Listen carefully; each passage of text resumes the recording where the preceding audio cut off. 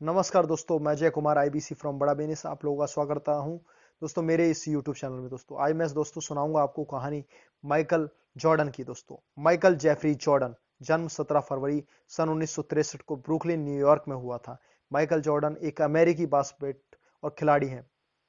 Jordan ने Chicago bulls और Washington Wizards के लिए नेशनल बास्केटबॉल एसोसिएशन एनबीए में 15 सीजन खेले, जिन्होंने अब संन्यास ले लिया है।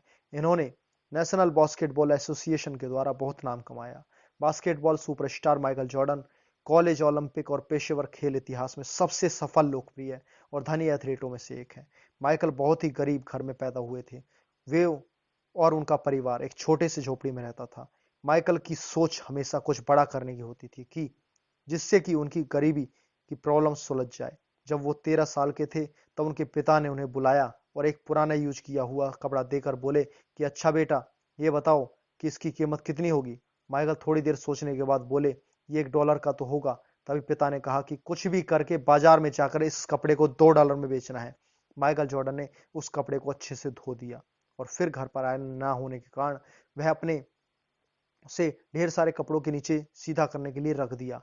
अगले दिन देखा कि कपड़े पहले से अच्छा दिखाई दे रहा है। उसके बाद उसने पास के रेलवे स्टेशन पर जाकर घंटों की मेहनत के बाद उस कपड़े को बेच दिया और बहुत खुश होता हुआ घर आया और अपने पापा को पैसे दे दिए। 15 दिनों के बाद उसके पापा ने ठीक वैसे ही एक और कपड़ा दिया और कहा कि जाओ इसे $20 में बेच कर आओ। माइकल थोड़ा आश्चर्य होते हुए बोला, इसकी $20 कौन देगा। पिता ने कहा, एक बार कोशिश तो करो। उसने फिर से अपना दिमाग लगाया और अपने दोस्त की मदद से शहर जाकर उस कपड़े पर मिक्की माउस का स्टिकर लगा दिया और अमीर घर वाले बच्चों के स्कूल के सामने उसे बेचने लगा। एक छोटे से बच्चे ने अपने पापा से कहकर उसे खरीद लिया। छोटे बच्चे के पिता ने उस कपड़े के $5 एक्स्ट्रा भी दिए और इस तरह वो पुरानी टी शर्ट को $25 में बेच आया और खुशी खुशी घर जाकर अपने पापा को बताया।